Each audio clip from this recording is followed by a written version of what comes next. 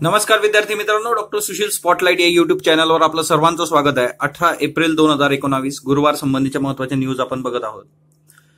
सगळ्यात पहिली पाण्यासंबंधीची बघा, महाराष्ट्रातली बरीचशी गावं ही दुष्काळग्रस्त म्हणून आपण घोषित केलेली आहे। तसंच तिच्यामध्ये पाण्याचाही दुर्भिक्ष मोठ्या प्रमाणावर जाणवतोय। तर पाण्याच्या संघर्षामध्ये नेहमी त्याचा जास्त इम्पॅक्ट जो होतो तो स्त्रियांवर होतो घरातल्या। आणि पाण्याच्या संघर्षांमध्ये गर्भवती महिलांना व्याधींचा विळखा म्हणून एक न्यूज आलेली आहे की जिच्यामध्ये तळ गाठलेल्या विहिरींमधून पाणी उपसणे, 70 80 फूट जमिनीतून पाणी काढावं लागतं। हातपंप कितीतरी वेळा हापसून कसा बसा हंडा भरतो किंवा एखादी बादली पाणी मिळतं तुम्हाला।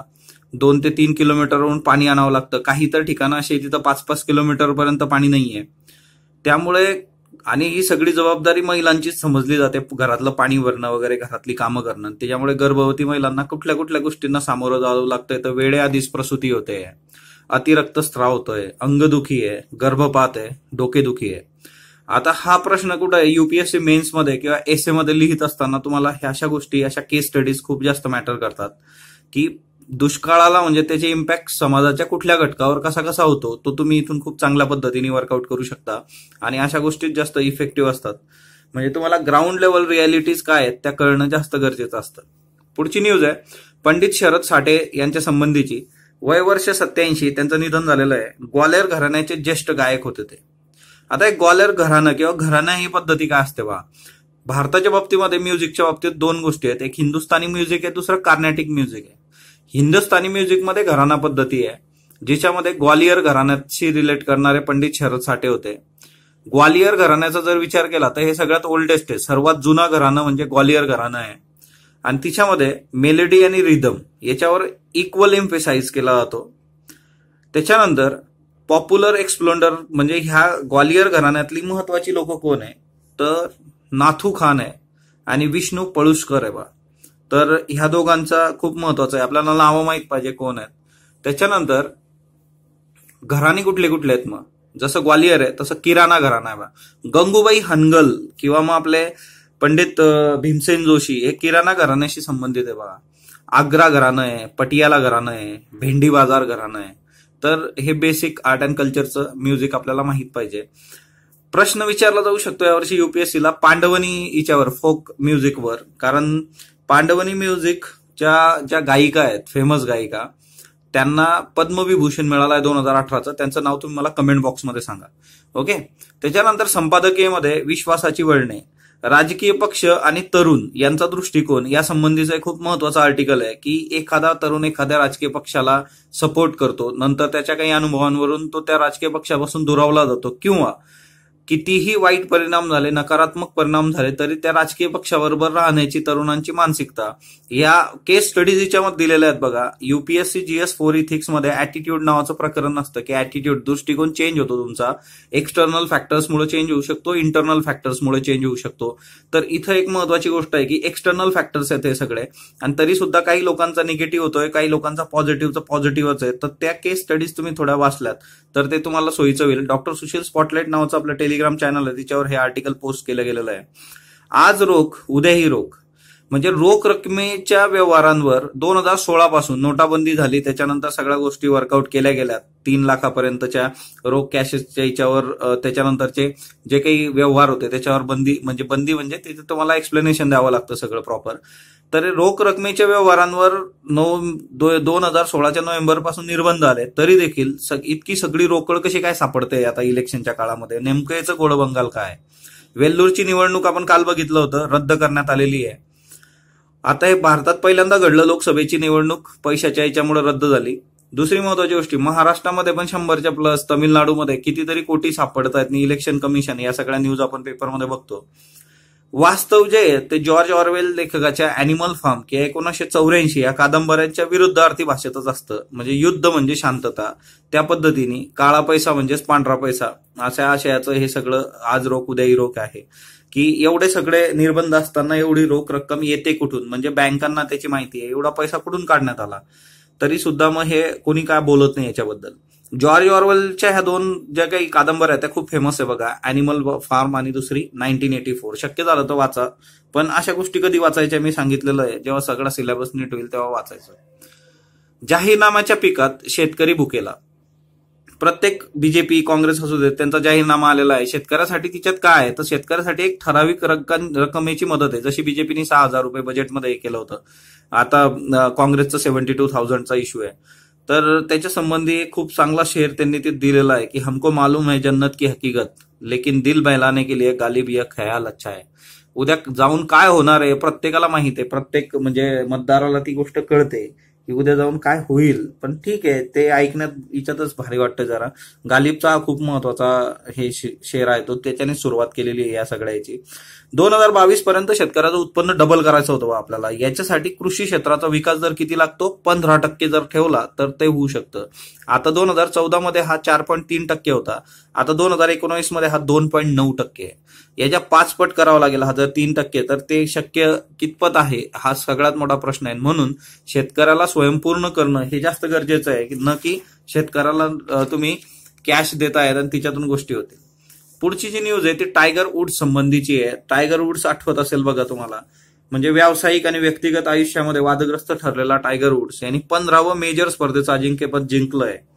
11 वर्षानंतर त्यांनी मेजर स्पर्धा जिंकली. म्हणजे जसं टेनिसमध्ये ग्रँड स्लॅम असतं तसं गोल्फमध्ये मेजर स्पर्धा असते.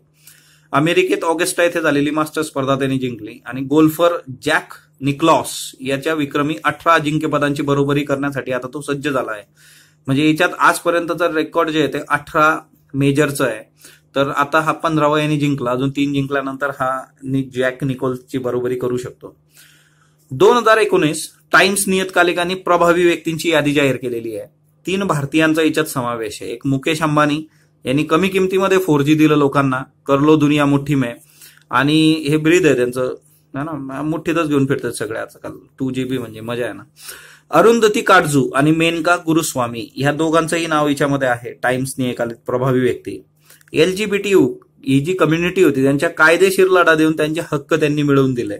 म्हणजे जन चळवळी ज्या काय आहे लोकांसाठीच्या चळवळी त्याला कायदेशीर लढा देणं, याच्यासाठी अरुंधती काटजू आणि मेनका गुरुस्वामी ओळखल्या जातात. तर ह्या 2 महत्वाच्या भारतीयांचा याच्यात समावेश. आणि तिसरी व्यक्ती मुकेश अंबानी. इतर कोण येतं? हरन मिनाज म्हणून आहे, भारतीय अमेरिकन कॉमेडियन आहे. डोनाल्ड ट्रम्प आहेत अमेरिकेचे अध्यक्ष, यांना घ्यावंच लागतंय. इम्रान खान पण येऊन गेलेले आहेत, पाकिस्तानचे पंतप्रधान याच्यामध्ये. इम्रान खान ह्या सगळ्या जो पुलवामा नंतरच्या हे झालं तिच्यामुळे जरा न्यूजमध्ये आलंय. मसूद अझहर याला जागतिक दहशतवादी घोषित करण्याची जी काही प्रक्रिया आहे त्या प्रक्रियेचा विचार करता चीन विरुद्ध अमेरिका, ब्रिटन आणि फ्रान्स असं चित्र आपल्याला दिसतं. चीनचं म्हणणं आहे की संयुक्त राष्ट्र सुरक्षा परिषदेच्या 1267 समितीतच हा प्रश्न सोडवला गेला पाहिजे. पण इथं चीन नकाराधिकार वापरतं आणि ही गोष्ट पुढेच सरकत नाही. म्हणून याला एकच सोल्युशन आहे, संयुक्त राष्ट्र सुरक्षा परिषदेतच डायरेक्ट हा प्रश्न उपस्थित केला जावा.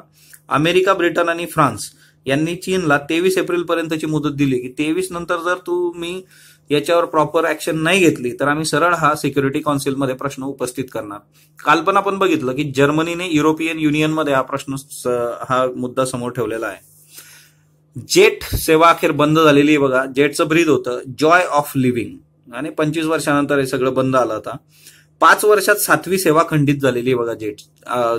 एअरच्या बाबतीमध्ये जेट नाही, जेट ही 7वी आहे. तर 5 वर्षात कुठल्या कुठल्या झाल्या?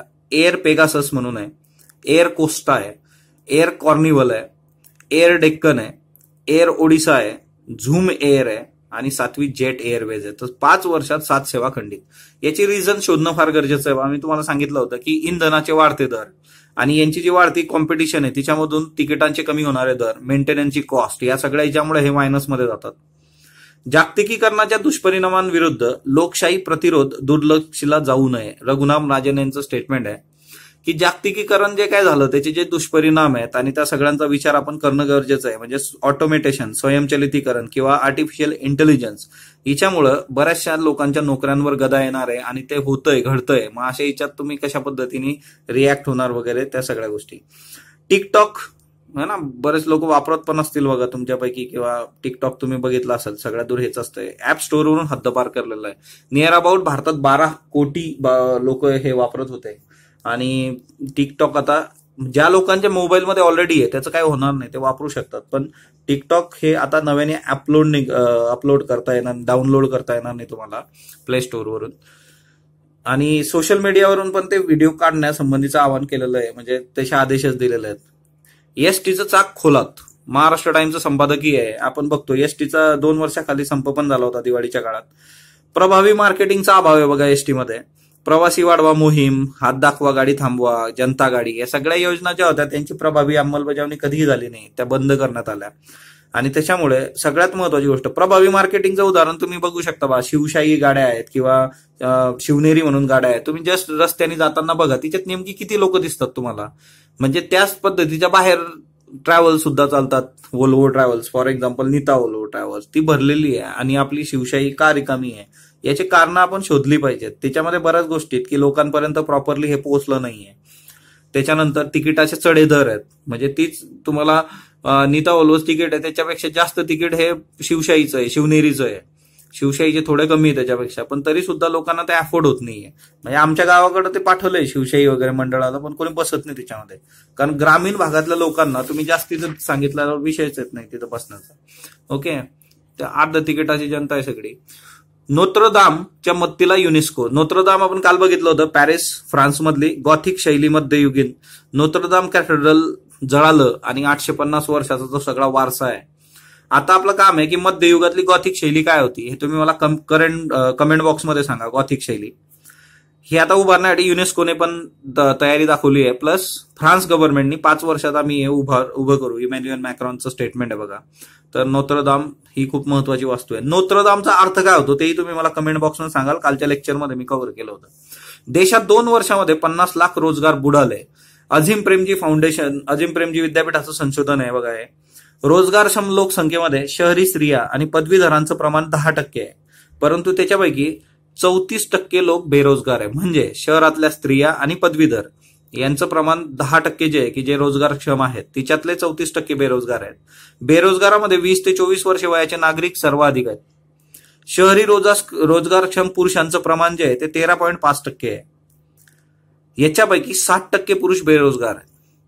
उच्च शिक्षितांबरोबर अल्पशिक्षित यांचं पण बेरोजगारीची जड आहे. पुरुषांपेक्षा स्त्रियांमध्ये अधिक बेरोजगारी आहे.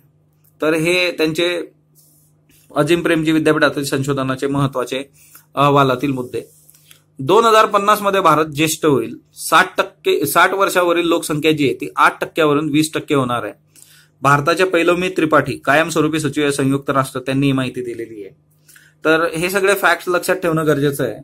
आज आपण मणिपूर बघणार आहोत बघा. नॉर्थ ईस्ट तुम्ही पेपर जर बघितला युपीएससीचा तर प्रिलियमचा, तर दरवर्षी किमान 1-2 प्रश्न तरी तुम्हाला याच्यावर सापडतात बघा. तर नॉर्थ ईस्टवर मागच्या वर्षी पखुई विचारलंय किंवा जोड्या लावांमध्ये करेक्ट कुठलं आहे त्याच्यात विचारलं होतं बघा.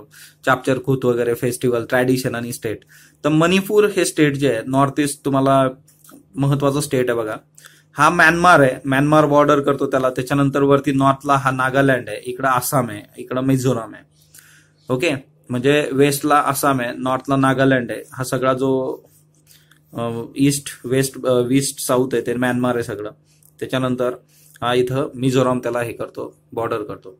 आता याच्यामध्ये महत्वाच्या गोष्टी काय आहेत तर मणिपूरमध्ये सगळ्यात महत्वाची गोष्ट म्हणजे काय तर हा इम्फालच्या खाली, इम्फाल त्यांची कॅपिटल आहे, याच्या खाली हा जो आहे हा सगळा रिजन जो आहे बिष्णुपूर म्हणून, इथं केबुल लामजो नॅशनल पार्क आहे आणि दुसरं लोकटक लेक आहे. तर ह्या 2 गोष्टी खूपच महत्वाच्या आपल्यासाठी. लोकटक लेकचं वैशिष्ट्य काय बघा. लोकटक लेक जो आहे तो लोकटक लेक हा लार्जेस्ट फ्रेश वॉटर लेक आहे नॉर्थ ईस्ट मधला, म्हणजे सगळा ईशान्य भारतातला फ्रेश वॉटर लेक आहे सर्वात मोठा.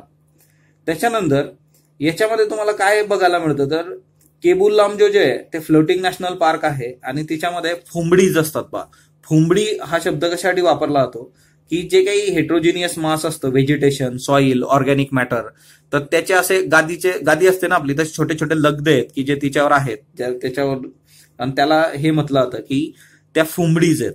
ओके, आणि याचं जे ड्रेनेज आहे लोकटकचं ते सेंट्रीपेटल आहे बा, असं मध्ये जात सगळ्या. ज्या 5 रिव्हर्स आहेत तिथं, 4 रिव्हर आहेत मणिपूरमध्ये. एक म्हणजे बराक रिव्हर आहे, त्याच्यानंतर दुसरी म्हणजे मणिपूर रिव्हर आहे, यू रिव्हर आहे आणि लँगे रिव्हर आहे. तर ह्या सगळ्या ज्या काही ही बराक इकडून येते बघा, आणि ह्या सगळ्या इथं मिळतात. हे मधून सेंट्रीपेटल आहे, इथून सगळ्या हे आहेत. ही फक्त इकडून एक बराक, बाकी सगळ्या तुम्हाला मध्ये सापडतात. याचा डॉक्टर सुशील स्पॉटलाइट या टेलिग्राम चॅनलवर मी याचा मॅप टाकेल बघा, तो मॅप तिथून बघू शकता. त्याच्यानंतर केबुल लामजोचं जर वैशिष्ट्य बघायला झालं तर केबुल लामजो जे नॅशनल पार्क आहे ते 40 स्क्वेअर किलोमीटर मध्ये फ्लोटिंग व्हेजिटेशन जे काय आहे फुमडीत जे आहे ते जवळपास 40 स्क्वेअर किलोमीटर आहेत. दुसरी महत्वाची गोष्ट की याच्यामध्ये ही ऑनली फ्लोटिंग सँक्च्युरी म्हणजे किंवा हा जगातला एकमेव फ्लोटिंग नॅशनल पार्क आहे हे. हिच्यामध्ये सापडणारा एक महत्वाचा प्राणी म्हणजे संगई डियर किंवा ज्याला लोक ब्रो अँटल डियर पण म्हटलं जातं किंवा डान्सिंग डियर पण म्हटलं जातं. काय होतं ते फ्लोटिंग आहे. फ्लोटिंग मध्ये काय होतं की ते उभं असताना असं हालत स्वतःला बॅलन्स करायचा प्रयत्न करतं आणि ते बॅलन्स करायचा प्रयत्न करत असताना आपल्याला असं वाटतं ते नाचतंय आणि त्याच्यामुळे त्याला डान्सिंग डियर पण म्हटलं जातं. दुसरी महत्वाची गोष्ट की हिच्यामध्ये तुम्हाला फुमडीज दाखवतो बघा. हे फुमडीज आहे ना हे असं आहे बघा. हे फुमडीज आहे. हे जे तुम्हाला व्हेजिटेशन दिसतंय फ्लोटिंग त्याला फुमडीज म्हटलं होतं. याच्यावर युपीएससी प्रिलिम्सला एकदा प्रश्न होता. दुसरी महत्वाची गोष्ट मणिपूरनीच युरोपियन्सला पोलो शिकवला किंवा त्याला क्रेडिट दिलं जातं की इंट्रोड्युसिंग पोलो टू युरोपियन्स. तो ती एक महत्वाची गोष्ट आहे. त्याच्यानंतर हे मोरे जे आहे ते एक महत्वाचं आहे बाजार हाट किंवा मग म्यानमार बरोबर जो कलादान प्रोजेक्ट वगैरे आहे त्याच्या म्यानमारमध्ये हे मोरे न्यूज मध्ये असतं बघा. तर हे एक महत्वाचं आहे. नॅशनल हायवेच्या बाबतीमध्ये 53 आहे 39 आहे. मध्यंतरी ब्लॉक केले गेले होते. नागा पीपल जे आहेत इथल्या ट्राईब्स कुठल्या कुठल्या आहेत तर इथं नागा ट्राईब आहे बघा, मिटई ट्राईब आहे, त्याच्यानंतर कुकी आहे आणि बेंगॉल आहे. बेंगॉल मुस्लिम ट्राईब आहे तिथली. तर हे नागा जे काही आहे तर हे वरती नागालँड आहे, त्यानंतर मैतेईज आहे. हे वेगवेगळ्या स्टेटच्या डिमांड आहे तिथं आणि तिच्यामधून मधल्या काळामध्ये 53, 39 हे सगळे हायवे ब्लॉक करण्यात आले. तेव्हा इथले लक्षात ठेवायचे हे.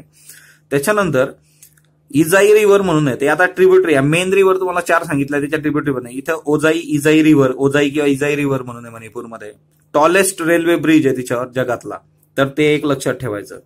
मणिपूरच्या बाबतीमध्ये एवढ्या गोष्टी बेसिकली लक्षात ठेवणं गरजेचं आहे. याचबरोबर मणिपूरशी रिलेटेड असणारे डान्सेस कुठले आहेत, मणिपूरशी रिलेटेड असणाऱ्या ट्रॅडिशन्स कुठल्या आहेत त्याही तुम्ही करणं अपेक्षित आहे, जे आर्ट अँड कल्चरच्या बुकमध्ये तुम्हाला मिळेल.